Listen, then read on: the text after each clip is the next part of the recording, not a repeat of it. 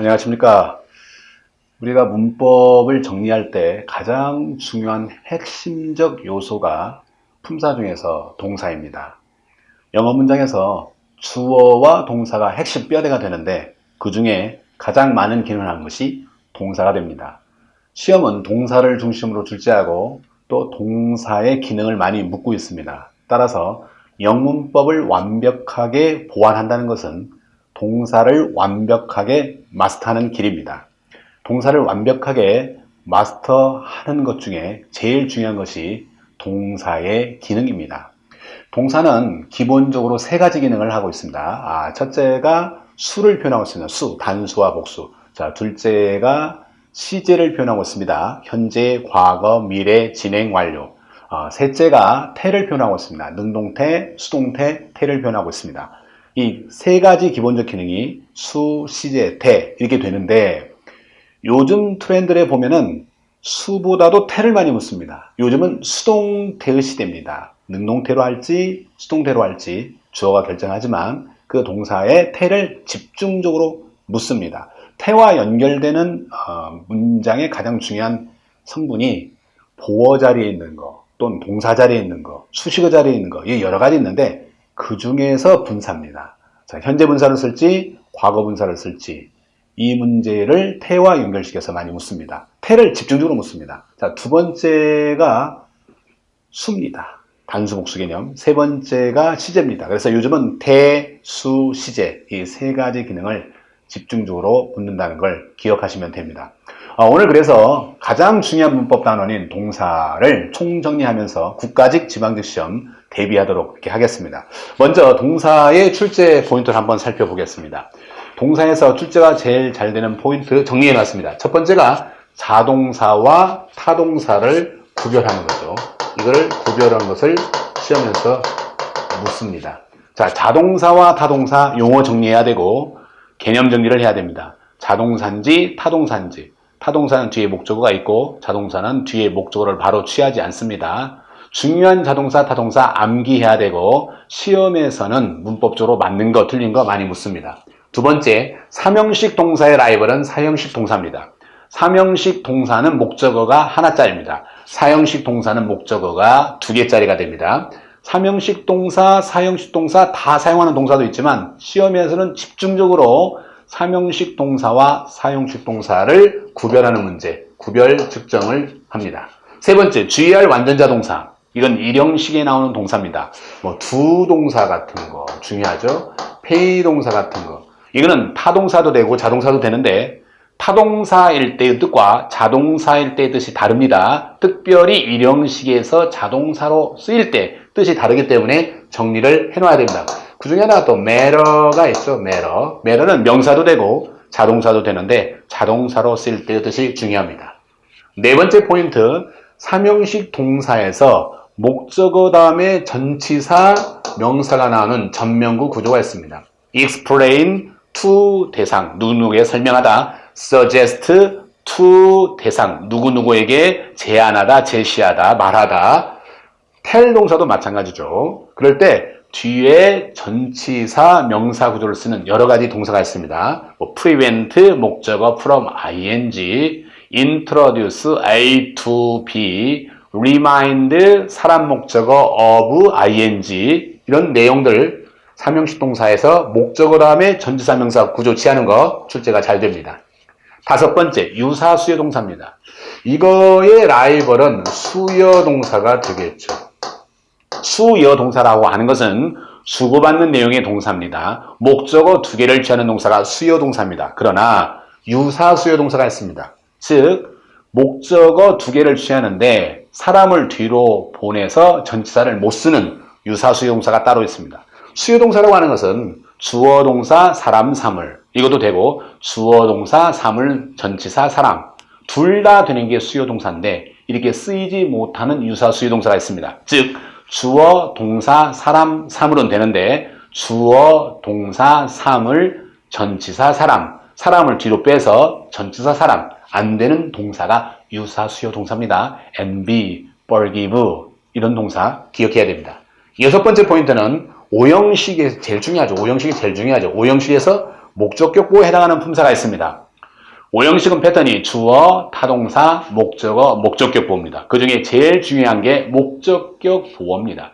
목적격 보호에 들어갈 수 있는 품사가 여러 가지가 있습니다. 명사와 형용사, 투부정사와 원형부정사, 현재분사와 과거분사, 이 해당하는 품사를 기억해야 됩니다. 7번째, 목적격 보호 자리에 투부정사를 사용하는 동사는 정해져 있습니다. 이건 따로 정해져 있는데 출제가 많이 되어집니다. 시험에서 물을 때는 목적격 보호 자리에 투부정사를 묻습니다. 그건 동사가 정해져 있습니다. 패턴을 암기해야 됩니다. 8번째, 지각동사의 오형식 패턴, 지각동사, 목적어, 원형부정사, 사역동사의 목적격 보호, 오형식 패턴, 사역동사, 목적어, 원형부정사 구조 기억해야 됩니다. 9번째, 목적격 보호 자리에 현재 분사를 쓸 것인가, 과거 분사를 쓸 것인가, 이거 대단히 중요하게 되겠죠. 이거는 오형식 관련 문법도 되지만 분사 관련 문법도 됩니다. 우리 영문법 중에서 제일 중요하면서 어려운 것 중에 하나가 분사 파트입니다. 분사의 종류는 두 가지입니다. 현재 분사와 과거 분사인데 현재 분사를 쓸 것인지 과거 분사를 쓸 것인지 여러분 꼭 기억하십시오. 작년에도 우리가 국가직 지방직에서 집중적으로 묻는 것이 분사와 태였습니다. 요즘은 분사 전성시대입니다. 또 태를 집중적으로 묻습니다. 특별히 수동태가 되는 것은 과거분사와 연결이 되어 있고 능동태가 되는 것은 현재분사와 연결이 되어 있습니다. 분사와 태는 연결관계가 있죠. 아주 밀접한 관계가 있기 때문에 집중적으로 묻습니다. 10번째, 연결계사란 말은 오형식에 쓰는 겁니다. 오형식에서 목적어와 목적격보 사이에 들어가서 목적어와 목적격보를 연결하는 품사를 연결계사라고 이야기합니다. 연결계사의 종류는 두 가지가 있죠. to be와 as가 있습니다. to be를 쓸 것인지 as를 쓸 것인지는 동사가 결정해 줍니다. 동사를 암기해야 됩니다. 이건 작년도 기출입니다. 예를 들어서 refer to 목적어 as 목적격보, refer to A as B, A를 B로 간주하다, A를 B로 참고하다, A를 B로 언급하다 라는 구조에서 목적어와 목적격보 사이에 들어가는 전치사 as가 연결계사입니다. 이럴 때 이거를 수동태로 바꿨을 때 be referred to as, to 다음에 as가 나와야 합니다. as가 연결계사입니다. 이게 출제되었습니다. 연결계사 종류 두 가지 기억해야 되고 11번째와 12번째는 이거 묶어서 해야 되겠죠. 형태는 비슷한데 스펠링이 비슷한데 구조가 다른 동사 정리해야 됩니다. 뭐 예컨대 자동사 rise, 타동사 raise, 자동사 sit, 타동사 set, sit와 set, 타동사 set. 이거 정리해야 되죠. 반대로 의미가 비슷한데 구조가 다른 것들이 있습니다. 이런 것들 같이 정리를 해야 됩니다. 11번과 15번은 묶어서 해야 됩니다. 자, 이것이 동사의 출제 포인트가 돼서 쓸 수가 있습니다. 이 동사의 출제 포인트는 다른 문법과 연관이 되어 있습니다. 연관이 되어 있기 때문에 관련 문법 같이 정리를 하는 게 좋습니다. 자, 이렇게 출제 포인트 이게 정리가 되겠죠. 자, 이거 본격적으로 이제 개념 정리부터 들어가겠습니다. 자, 동사에서 가장 중요한 거 용어 정리를 해야겠죠. 용어. 개념 정리를 해야 되겠죠. 중요하죠. 동사의 분류를 해보겠습니다. 동사를 나누면 뭘로 나눌 것인가? 자, 목적어가 있는 거 없는 거에 따라서 자동사, 타동사, 보어가 필요하느냐 필요하지 않느냐에 따라서 완전동사, 불완전동사 나누어집니다.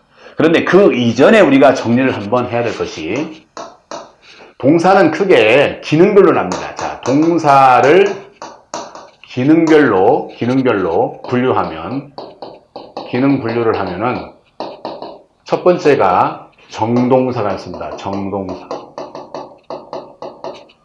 자, 두 번째가 준동사가 있습니다. 준동사. 이걸 정리해야 됩니다. 정동사와 준동사. 자, 정 하면은 정식이란 얘기죠. first란 이야기죠. 주된 거란 이야기죠. 준 하면은 second란 얘기죠. 부차적이란 이야기예요. 우리가 흔히 말하는 주어 다음에 동사는 정동사입니다. 그 정동사에서 정자를 줄여서 동사라고 하는 거예요. 그럼 정동사가 뭐냐? 정동사는 주어와 주술, 주어 서술어, 주술 관계가 되는 동사를 정동사라고 합니다. 영어 문장의 핵심 뼈대는 주어와 동사입니다. 뭐뭐가 뭐뭐하다, 무엇이 뭐뭐이다. 이 주어와 동사인데 가장 중요한 것은 그것 중에서도 동사입니다. 그런데 그 동사가 주어와 짝을 맺어서 수술 관계, 주어 서술어, 무엇이 뭐뭐하다, 뭐뭐가 뭐뭐이다. 주어 서술어 관계를 맺는 동사, 그 동사를 정동사 또는 그냥 동사라고 합니다. 정동사는 여러 가지 기능이 있습니다. 자, 정동사는 첫째, 주어를 소유하겠죠.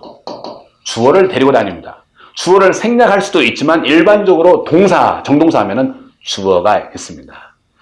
두 번째, 아까 말한 대로 수를 표현한다. 수 표현을 합니다. 수를 표현해줍니다. 단수복수를 표현해줍니다. 세 번째, 시제를 표현합니다. 현재, 과거, 미래, 진행, 완료, 시제를 표현합니다. 네 번째, 태를 표현합니다. 능동태, 수동태, 태를 표현해서 쓸 수 있습니다. 다섯 번째, 동사 뒤에 후속 패턴을 결정해 줍니다. 이거 굉장히 중요한 말이죠. 후속 패턴을 결정해 줍니다. 동사는 일종의 핵심 부서입니다. 동사는 인사과장입니다. 동사는 인사 담당 대표입니다. 동사 뒤에 어떤 패턴이 올 것인가, 어떤 구조가 올 것인가를 누가 결정하느냐? 동사가 결정합니다. 주어가 맨 앞에 있습니다. 영어 문장은 맨 앞이 중요합니다. 맨 앞이 중요하기 때문에 주어 동사가 중요한 거죠. 문장 처음부터 시작해서 뒤로 갈수록 별로 중요하지 않습니다. 앞에 있을수록 중요합니다. 따라서 뒤에 있는 목적어를 강조하고 싶어서 앞에다 갖다 놓는 거예요. 그걸 도치라고 하죠. 순서 바꿔지는 거 도치라고 하죠. 왜 도치합니까? 목적어를 강조하고 싶어서 그래요. 원래 부정어가 뒤에 있습니다. 근데 그 부정어를 앞에다 갖다 놓습니다. 왜 앞에다 갖다 놓습니까? 강조하고 싶어서 그래요. 근데 왜 앞에다 갖다 놓습니까? 영어 문장은 앞이 중요해요. 앞으로 가는 거예요. 뒤로 갈수록 별로 필요가 없는 그 군더더기 있는 문장, 좀 긴 문장, 별로 의미상 중요하지 않는 것들은 뒤에다 다 갖다 놓습니다. 영어 문장은 앞이 중요합니다. 앞이 중요하니까 주어가 중요하겠죠. 동사가 중요하겠죠. 그러나 핵심적인 것은 동사입니다. 동사가 모든 걸 다 결정합니다. 그러니까 영어 문장에서 동사를 모르면 아무것도 모르는 거예요. 다른 품사는 몰라도 해석이 대충 가능하지만 동사를 모르면 그 문장의 결정적 핵심 요소를 빠뜨리는 거예요. 동사가 그만큼 중요합니다. 모든 품사에서 사전을 찾아보면 동사 수가 제일 많습니다. 우리는 가장 중요한 걸 먼저 공부하는 게 공부의 지름길이라고 알고 있습니다. 여러분 생각해 보세요. 우리가 어휘를 매일 외우는데 동사도 있고 명사도 있고 형용사도 있어요. 뭐부터 먼저 외워야 될까요? 동사부터 외워야 돼요. 왜? 가장 중요하니까. 가장 중요한 걸 먼저 하는 게 공부의 핵심입니다. 그 다음엔 덜 중요한 거, 그 다음에 세 번째로 중요한 거. 이처럼 가장 중요한 것에 모든 에너지를 집중해야 됩니다. 그게 동사입니다. 그 동사에 하는 일이 엄청 많지 않습니까? 주어를 소유하고 수를 표현하고 시제를 표현하고 태를 표현하고 후속 별도를 결정하고 엄청난 막강한 기능을 소화하고 있는 게 동사예요. 이게 동사 무시하면 천벌받는 거예요. 동사 중요한 거예요. 그런 동사를 정동사 이렇게 이야기를 합니다. 자, 그런데 이 동사가 이만큼 중요한데 동사가 못하는 일이 있어요.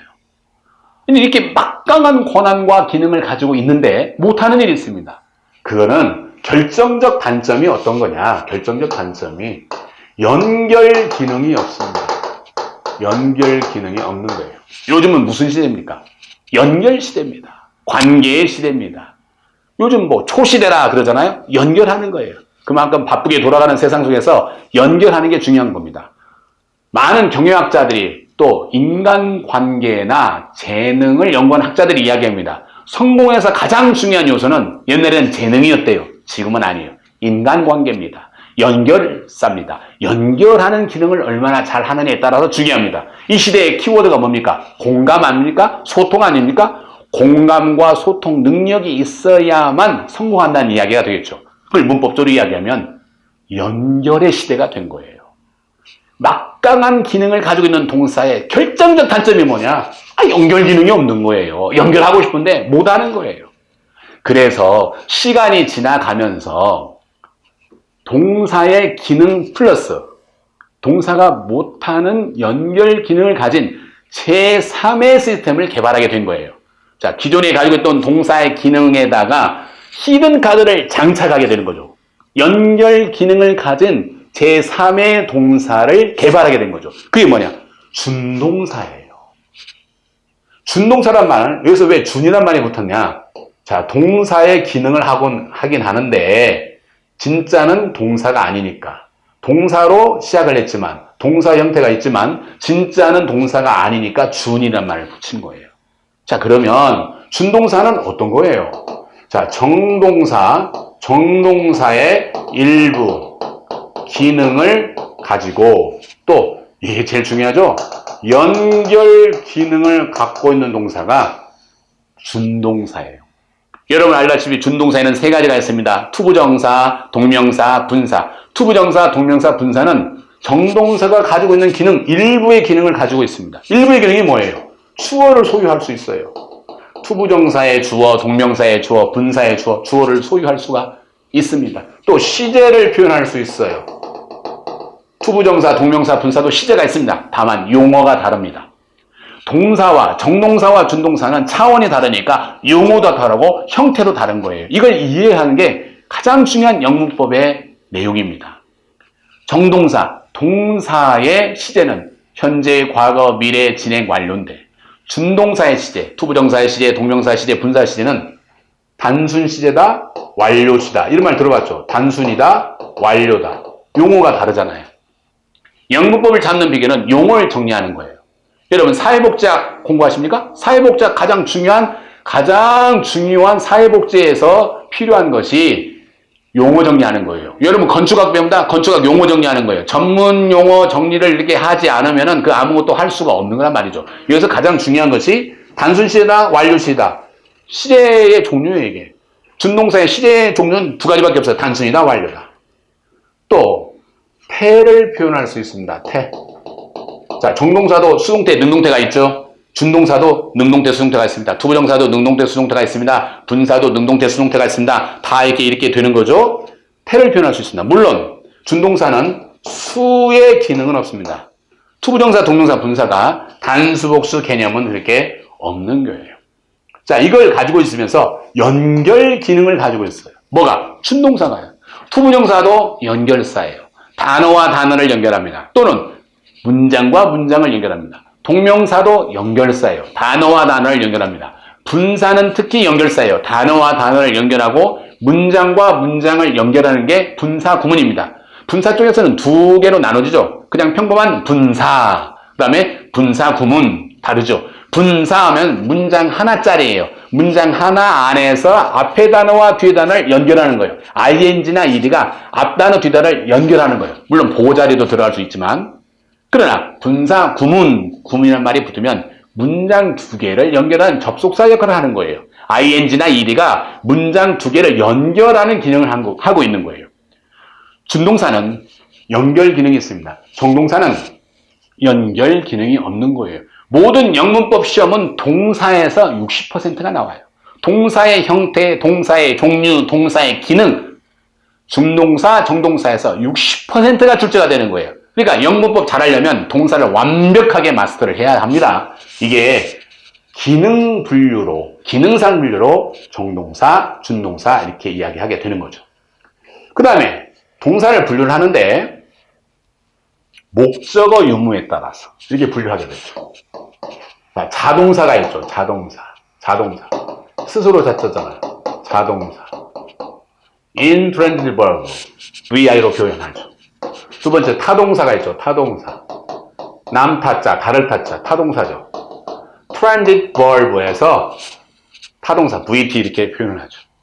자동사는 뭐고 타동사는 뭐냐? 용어 정리해야 됩니다. 개념 정리해야 됩니다. 자동사는 스스로 자자잖아요. 스스로 동작, 스스로 상태, 스스로의 존재입니다. 글자 그대로 하면 스스로의 존재, 상태, 동작을 표현하는 동사. 자, 스스로의 존재, 상태, 동작을 표현하는 동사가 자동사입니다. 자, 자동사의 정의를 할 때 자동사의 정의가 뭐냐? 자동사 뒤에 목적어가 없다. 이건 정의가 아니에요. 이거는 형태죠. 이건 구조죠. 뜻을 묻는데, 자동사의 뜻을 묻는데 구조를 말하면 되겠어요? 자동사의 정의는 뭐예요? 스스로의 존재, 상태, 동작을 표현하는 동사예요. 그렇다면 스스로의 존재 상태 동작을 표현하는 동사는 그 중에 해당되는 게 어떤 거냐? 이게 중요합니다. 첫 번째가 자연현상이었어요. 모든 자연현상은 자동사의 능동태로 표현합니다. 자동사의 능동태로 표현하는 거예요. 야, 이게 중요하죠? 그럼 시험의 출제 포인트가 이거예요. 자동사의 능동태로 표현하는데 무슨 태로 표현하면 안 돼요? 수동태 표현하면 안 되는 거죠. 수동태 표현하면 안 되는 거. 이게 출제 포인트예요. 우리가 문법을 공부할 때 가장 마지막에는 출제 포인트가 들어가야 돼요. 무엇을 묻느냐? 어디를 묻느냐? 어떻게 묻느냐? 이게 중요하지 않겠습니까? 시험과 관련이 없는 영문법은 우리가 추구할 거 아니에요. 항상 시험 공부할 때는 시험은 어떻게 나왔느냐, 어떻게 나올 것이냐, 어떻게 나오고 있느냐를 간파해야 되는 거예요. 이렇게 출제되죠. 근데 왜 수동태로 못 바꿉니까? 우리 그렇게 외우잖아요. 자동사는 수동태로 못 바꾼다. 왜 그렇습니까? 자동이란 말은 오토매틱 아니에요? 어로매틱? 자동적으로 이미 그 안에 다 기능이 들어가 있어요. 이미 다 들어가 있는데 뭐하러 수동태로 바꿉니까? 다른 말로 하면 자동사 안에는 자동, 수동의 개념이 내장이 되어 있어요. 그 속에 들어가 있어요. 들어가 있기 때문에 또다시 수동태로 바꿀 필요가 없는 거죠. 그러면 음이 중복이 되는 거 아니겠어요? 중복이 되는 거예요. 모든 자연현상은 자동사의 능동태로 표현하는 거예요. 자연현상이 뭐습니까? 해가 뜨는 거, 해가 지는 거, 바람이 부는 거, 심지어 요즘 코비드19, 코로나19 현상도 자동사와 능동태로 표현하는 거예요. 이게 전염이 되는 거예요. 스프레드, 퍼지는 거예요. 감염이 되어지는 거예요. 팬데믹 되어지는 거예요. 이거는 자연현상이에요. 바람이 불다, 지진이 일어나다, 심지어 전쟁이 일어나는 것도 자연현상이에요. 인간이 전쟁을 벌이지만 자연현상으로 분류화가 되는 거예요. 이런 건 전쟁이 일어나다 이런 것도, 전쟁이 발생하다 이런 것도 자동사의 능동태로 표현하는 거, 수동태로 표현하면 안 된다는 거죠. 두 번째, 기계나 기기의 작동을 자동사의 능동태로 표현합니다. 높은 건물 올라갈 때 엘리베이터가 있죠. 엘리베이터를 타고 올라가는 것도 자동사의 능동태로 표현합니다. 운행되다, 이렇게 우리 한자로 하면 운행되다 이런 의미로 쓰이고 있죠. 뭐 영어로 하면 run, R-U-N, run 쓸 수 있죠. 또는 hold 또는 take 이런 걸 쓸 수 있죠. 또 여러분 사용하는 컴퓨터 있죠. 컴퓨터가 돌아가다, 컴퓨터가 작동되다 work도 되죠. W-O-R-K, work 자동사로 쓰는 거죠. 자동사의 능동태로 쓰는 거죠. run도 되죠. R-U-N, run은 빙빙빙 도는 거죠. 우리가 컴퓨터 같은 거에 보면 팬이 돌잖아. 팬이 빙빙빙 돌잖아요. 이게 다 run이에요. run. work도 되고 어떤 기계나 기기가 작동하는 거, 심지어 버스가 다니는 것도 자동사의 능동태로 표현한 거예요. 버스가 다니다 go 또는 run 자동사의 능동태로 표현한 거예요. 수동태로 표현하면 안 되는 거죠. 세 번째, 생물의, 사람도 포함되죠? 생물의 자발적 동작, 상태, 존재. 아까 자동사의 정의는 어떻게 이야기했어요? 존재, 스스로의 존재. 존재가 뭐예요? 있다. 이거 자동사예요. 있다를 나타내는 영어 동사 뭐가 있습니까? 비동사가 있죠. 그가 있다. He is 끝. He is 끝이에요. 존재입니다. 상태는 뭐예요? 뭐뭐뭐이다. 상태를 나타내는 거. 자동사로 표현하는 거. 동작, 가고, 오고, 우는 거. 우는 것도 자연현상에 포함됩니다. 사람의 본능과 관련된 거. 본능도 해당되는 거죠. 여기에 본능. 생명체의 본능도 자연현상이에요. 이것도 자동사의 능동태로 표현합니다. 배고픈 거, 우는 거, 잠자는 거, 졸리운 거 전부 다 자동사 능동태로 표현을 합니다. 자발적 동작, 상태, 존재 전부 자동사로 표현합니다. 간혹가다가 이렇게 많이 묻습니다. 선생님, 자동사, 타동사를 어떻게 구별합니까? 물론 문장 안에서도 구별할 수 있죠. 자동사는 뒤에 목적어가 없고 타동사는 뒤에 목적어가 있고. 그러나 문법 문제로 물을 때는 문법 문장이 틀리게 나올 수 있잖아요. 맞게 나올 수도 있고 틀리게 나올 수도 있고 맞게 나올 수도 있으니까 문장을 보고 아 이게 자동사구나 이게 타동사구나 라고 구별 못해요. 그럼 자동사, 타동사 어떻게 구별해요? 첫째가 이걸로 구별하는 거예요. 개념으로 구별하는 거예요. 개념 구별하는 거예요. 개념으로 구별할 수밖에 없는 거예요. 이 세 가지 개념이 제일 중요한 거예요. 그러려면 어떻게 공부해야 돼요? 잘 나오는 자동사, 잘 나오는 타동사 따로 정리해야죠. 또 구체적으로 이야기하면 타동사 같은데 자동사인 거 따로 정리해야죠. 예문을 곁들여서 자동사인 거 같은데 타동사인 거 따로 정리하죠. 예문 속에서 정리하는 게 좋습니다. 자동사 하나하나만 따로 외우는 게 아니라 예문 속에서 형광펜도 탁탁탁탁 칠해놓고 앞뒤도 좀 살펴보고 공을 들여야 돼요. 시간을 들여야 돼요. 그냥 미친 사람처럼 그냥 대충대충 얼렁뚱땅 대충 넘어가는 게 아니라 공을 들여서 앞에 뭐가 있는지 뒤에 뭐가 있는지 따져보기도 하고 생각해보기도 하고 음미해보기도 하고 입으로 시범시범 거려보기도 하고 밑줄 쳐보기도 하고 다른 데도 정리해보기도 하고 이렇게 공을 들여야 내 것이 되는 거예요. 대충대충 시간만 따져가지고 빨리 하는 그 조급성은 점수를 보장해주지 않습니다. 여러분 점수 중요한 거 아니야? 점수를 어떻게 얻어요? 대충 해서 없습니까? 아니에요. 깊은 관찰력, 명확한 목표의식만이 암기를 강하게 만드는 거예요. 암기 잘하고 싶으세요? 암기 아무렇게나 한다고 되는 거 아니잖아요. 관찰을 잘해야 돼요. 그래서 예문 속에서 표시해놓고 같이 해야 되는 거예요. 이게 자동사의 개념이에요. 그럼 자동사의 구조는 어떻게 돼요? 자동사는 목적어 없죠. 그러니까 문장에서 나올 때는 주어, 자동사, 끝, 주어, 자동사, 뭐 수식어, 부사, 부사어 이렇게 나오겠죠.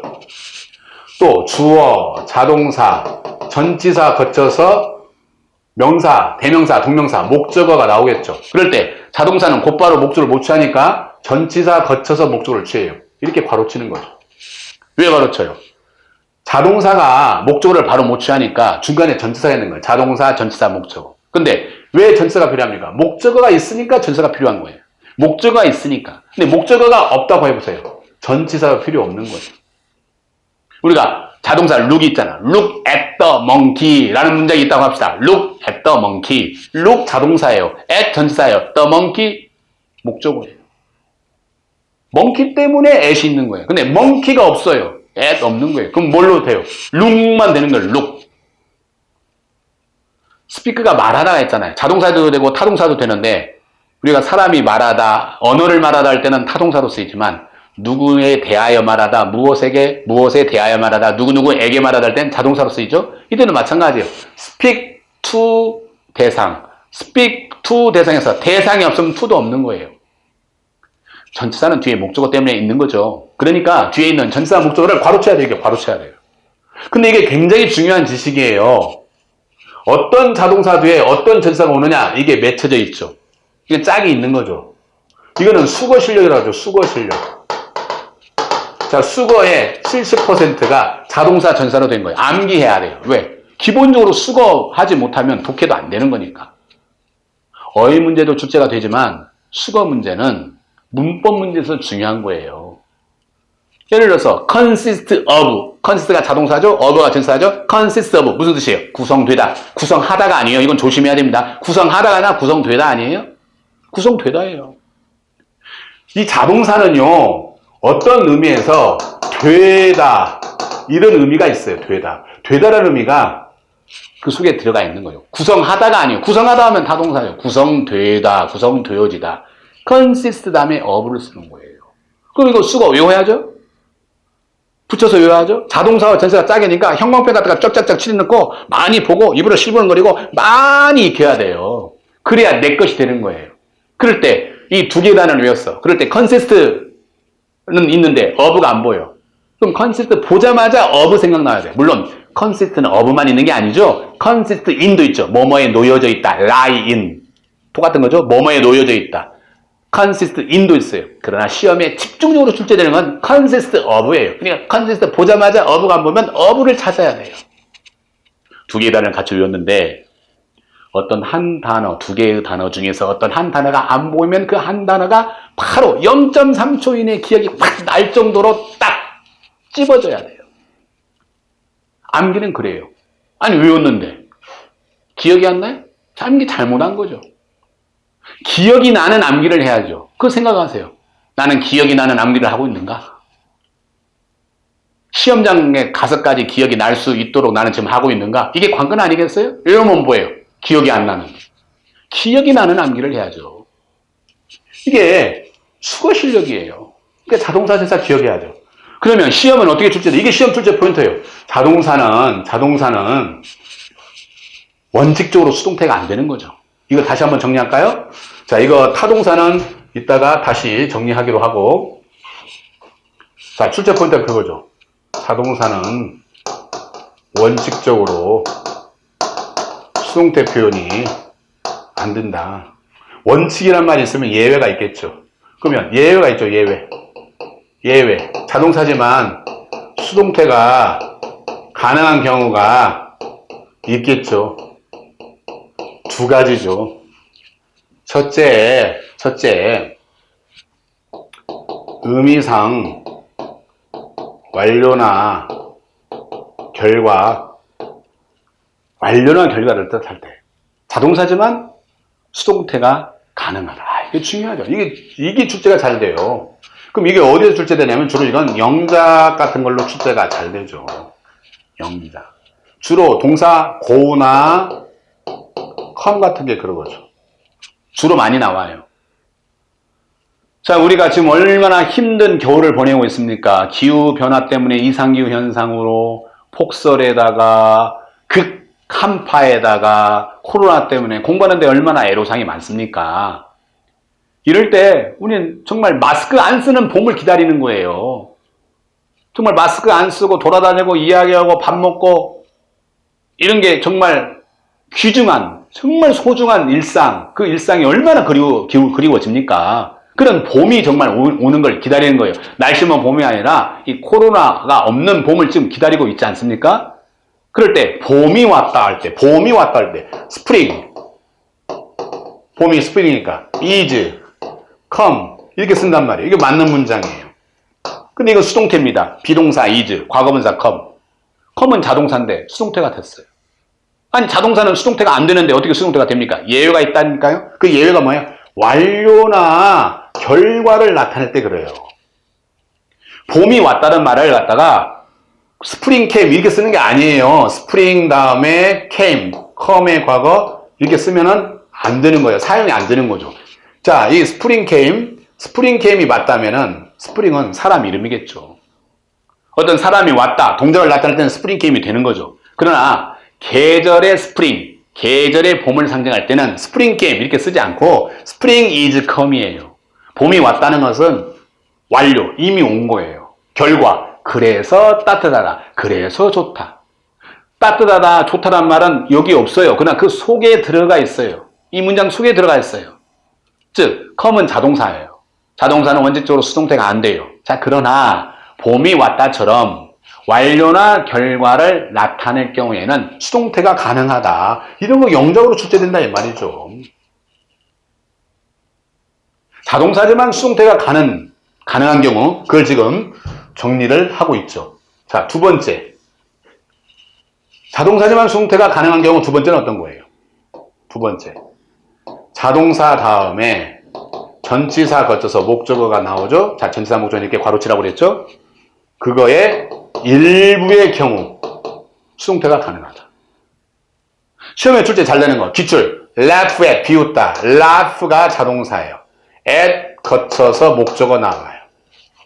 이거는 비웃다, 조롱하다라는 뜻인데 이걸 수동태로 하면 be laughed at 가능하죠. be laughed at 조롱을 당하다, 비웃음을 받다. 이럴 때 시험에서 집중적으로 묻는 것은 at이에요.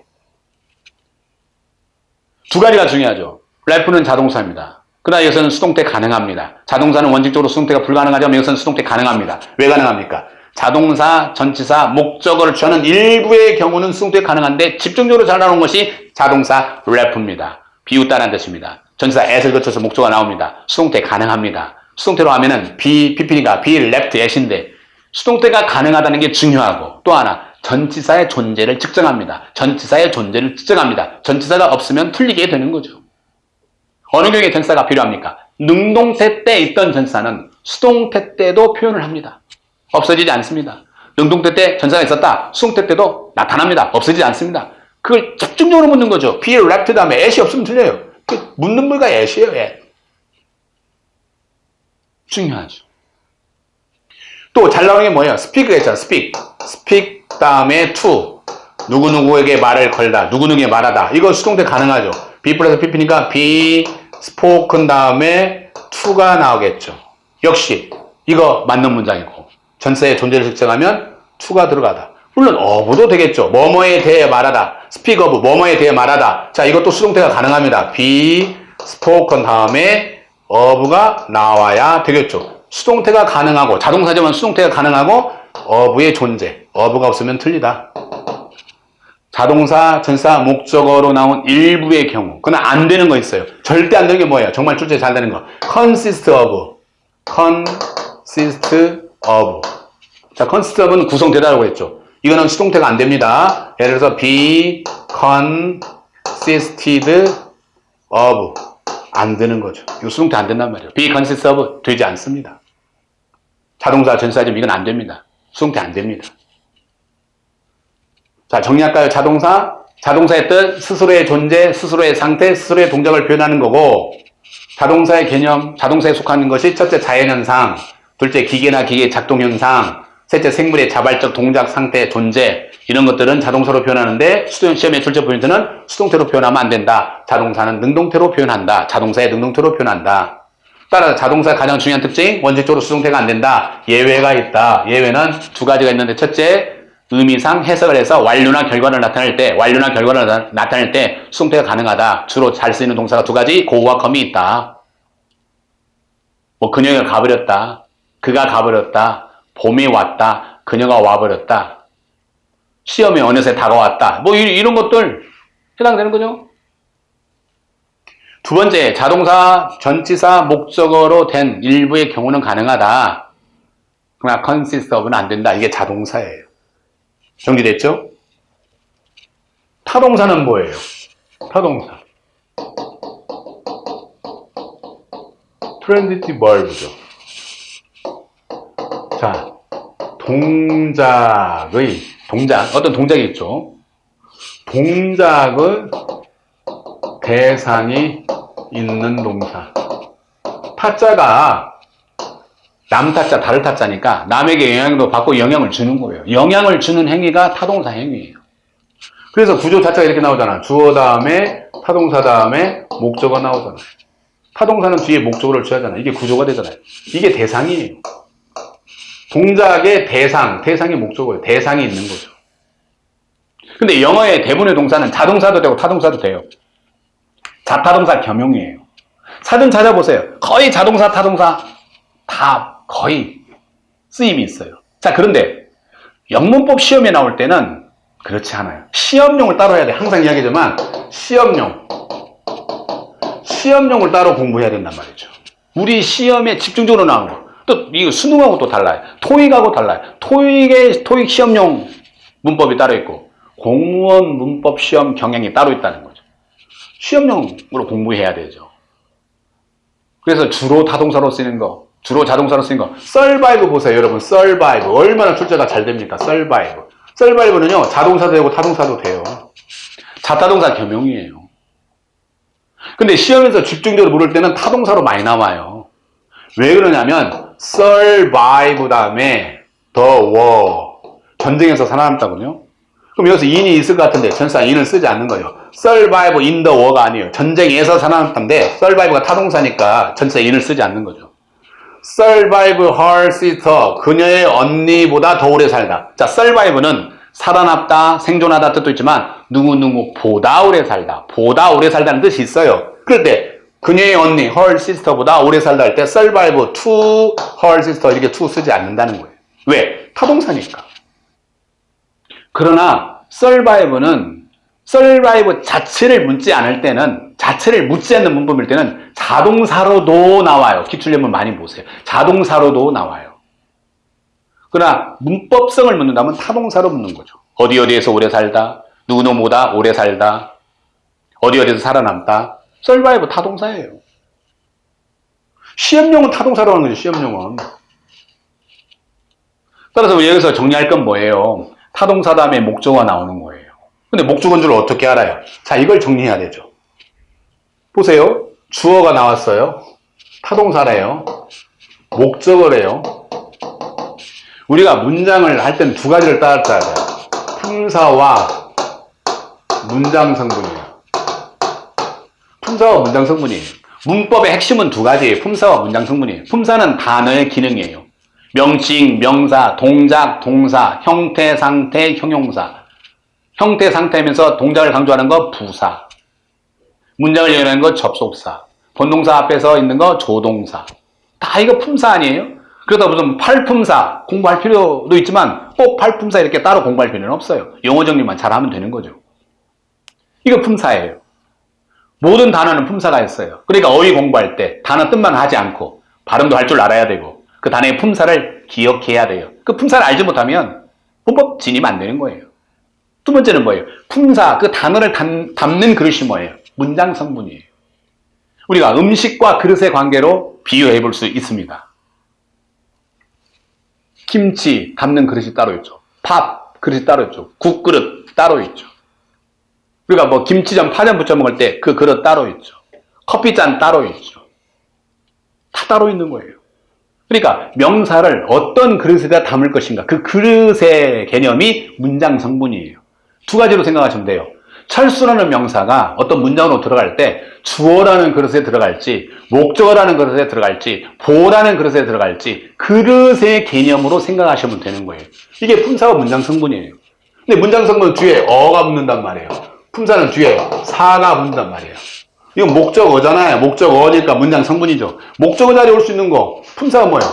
명사, 대명사, 투부정사, 동명사잖아요. 다 사가 붙잖아요. 그럼 이게 목적어라는 걸 어떻게 알아요? 이렇게 말하면 안 돼요. 이게 왜 목적어를 어떻게 하냐? 앞이 타동사니까요. 그럼 이게 타동사는 어떻게 하냐? 뒤가 목적어니까요. 이런 말 하면 안 되죠. 너네 집이 어디냐? 우리 집 앞집에 뒷집이에요. 이거 말 돼요? 우리 집 앞집에 뒷집이에요. 그거 하나만 한 말이잖아요. 넌센스예요. 터무니없는 말이에요. 이게 왜 목적어냐? 타동사가 앞에 있으니까. 이게 왜 타동사냐? 뒤에 목적어가 있으니까. 이렇게 말하면 안 돼요. 왜? 문법 문제를 푸는 사람은, 문법 문제를 공부하는 사람은 이 하나마나 무의미한 말을 하지 말아야 돼요. 그럼 어떻게 해야 돼요? 이게 왜 목적어냐? 첫째, 두 가지고 하는 거예요. 두 가지. 첫째, 목적어 자리에 들어올 수 있는 품사는 명사, 대명사, 투부정사, 동명사예요. 주로. 물론 접속사, 절, 대절도 있고. 품사가 맞아야죠. 일단 이런 품사가 와야 돼요. 둘째, 해석을 해서 앞에 주어와 뒤에 그 품사가 이퀄 관계가 일치가 안 되어야 돼요. 만일 앞에 주어와 뒤에 있는 품사가 해석을 해서 일치가 되면 이거는 뭐예요? 수격 보호예요. 일치가 안 되면 뭐예요? 목적어예요. 다시 한번 왜 이게 목적어냐고 물으신다면 두 가지 근거로, 첫 번째 근거, 목적어 자리에 올 수 있는 명사나 대명사나 투부정사, 동명사가 왔기 때문에. 두 번째 근거, 해석을 해봐서 앞에 주어와 뒤에 있는 품사가 일치가 안 됐어요. 예를 들어서 나는 먹었다 사과를. 여러분, 사과를이 목적어예요. 근데 왜 목적어예요? 우리말에서는 목적격 투사 룰이 붙었으니까 목적어죠. 근데 영어에는, 영어 문장에 룰이 붙습니까? 영어 문장 딱 보면 영어로 쓰였지 한글로 를 쓰였습니까?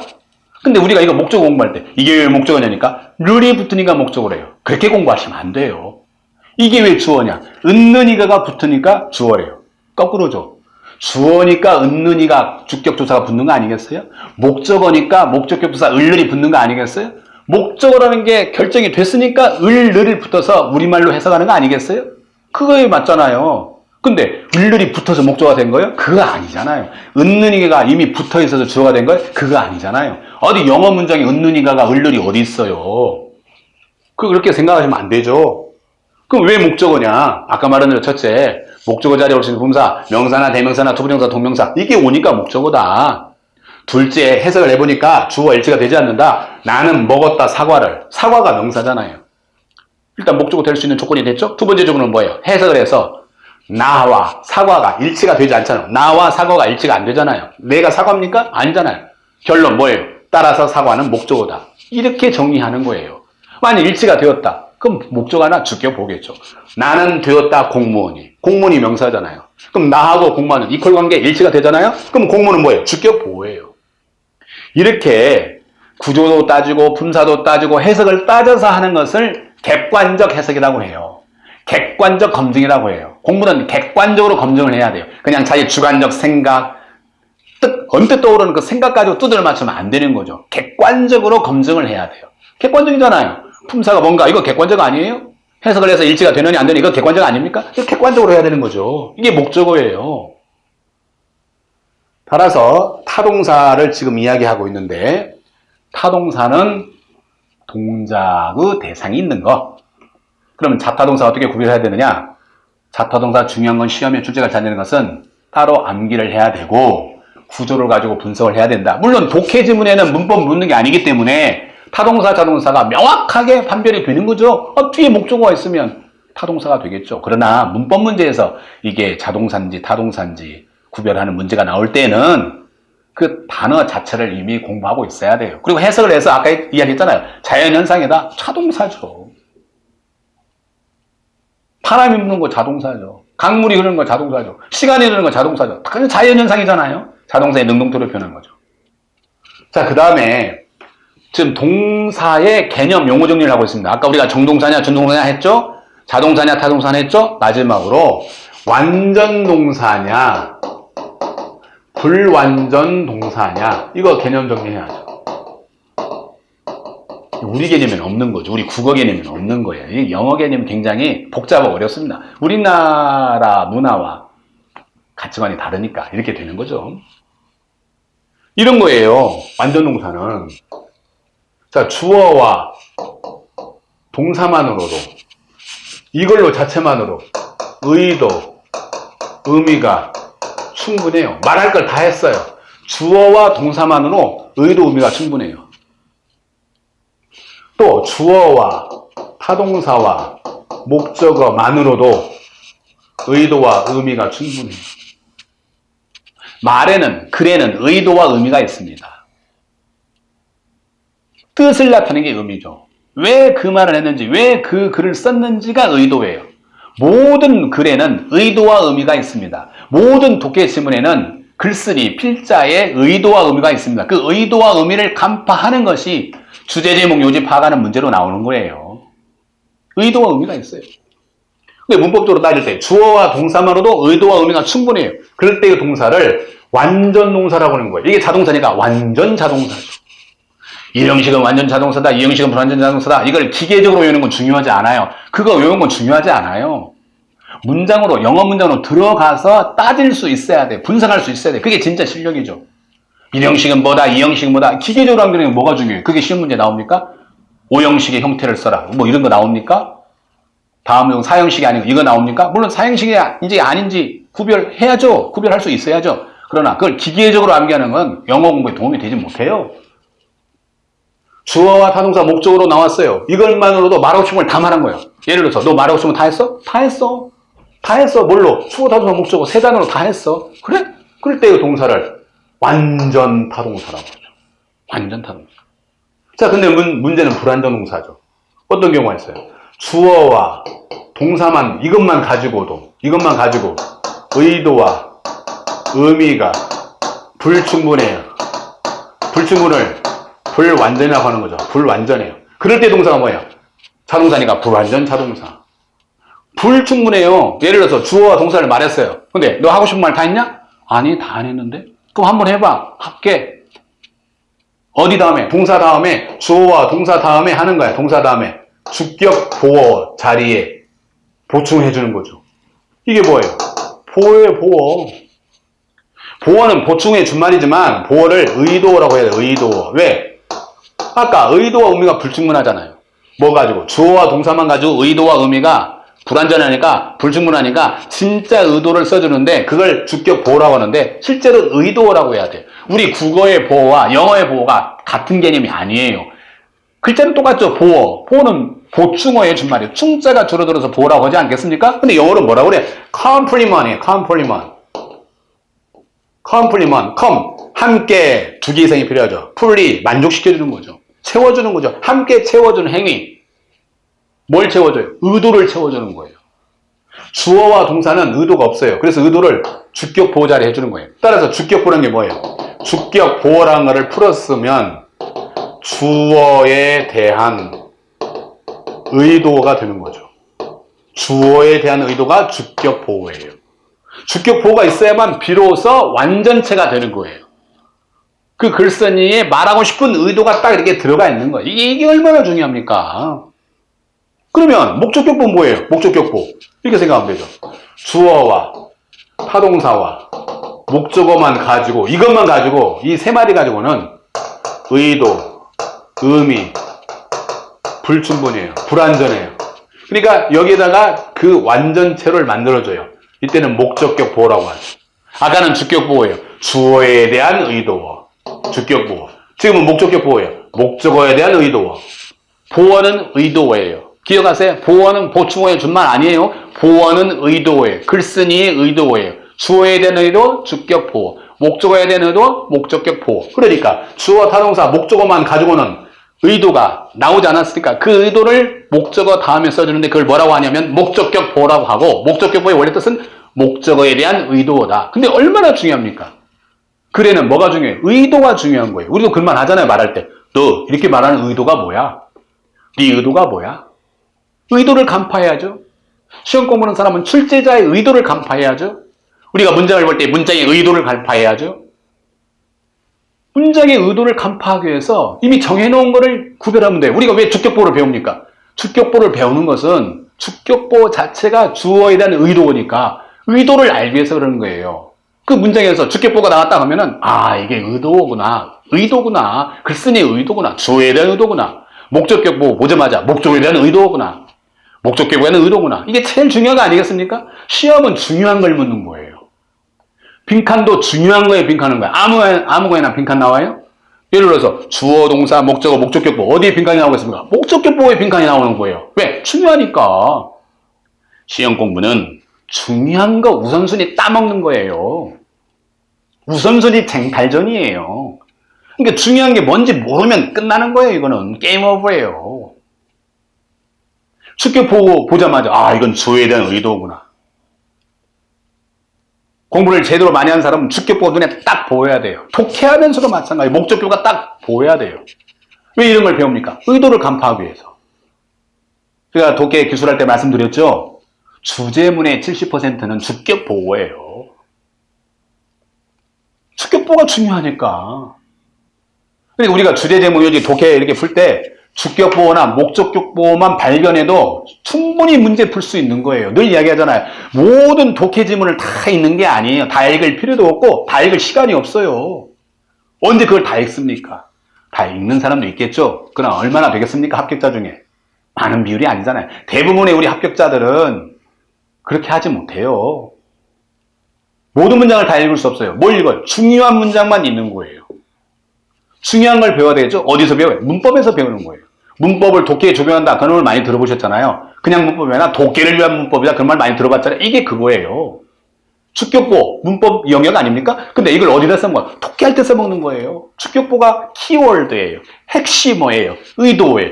목적격보, 키워드예요. 핵심어예요. 문법 문제도 목적격 묻는다니까 밑줄이 그렸어요. 주어 밑줄, 동사 밑줄, 목적어 밑줄, 목적격보 밑줄. 목적격보를 많이 물어요.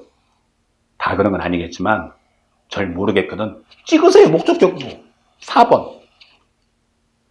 그만큼 중요한 걸 많이 묻는 거예요. 보어는 중요해요. 자, 우리가 지금 불완전 동사를 설명하면서 이런 이야기 했습니다. 불완전 동사가 뭐냐? 주어와 동사만 가지고 의도 의미가 불완전한 거. 주어와 동사와 목적만 가지고 의도와 의미가 불완전할 때 목적격 보어 넣어줘야 완전하게 되는 거예요. 주격 보어 넣어줘야 완전하게 되는 거예요. 따라서 불완전 동사 하면 두 가지 종류예요. 불완전 자동사 하면 주격 보어 2형식이죠. 불완전 타동사 하면 5형식이죠. 주어, 타동사, 목적어, 목적격 보어 자리에 목적격 보어 자리에 어떤 품사가 오게 되겠죠. 이것도 출제 포인트 중요하다고 그랬죠. 이것이 들어가야 완전하게 되는 거죠. 그때의 동사를 목적격 보호가 들어가야만 완전하게 되니까 불완전 타동사 이렇게 이야기를 하게 됩니다. 자, 여기까지가 동사의 개념 정리였어요. 정동사와 준동사, 자동사와 타동사, 완전동사와 불완전동사. 서로 대비되는 라이벌을 기억해야 돼요. 정동사의 라이벌은 준동사, 자동사의 라이벌은 타동사, 완전동사의 라이벌은 불완전동사가 됩니다. 자, 1교시는 이걸로 끝나고 잠시 쉬었다가 이제 문장 성분하고 1형식부터 나가보도록 하겠습니다. 자, 잠시 쉬겠습니다.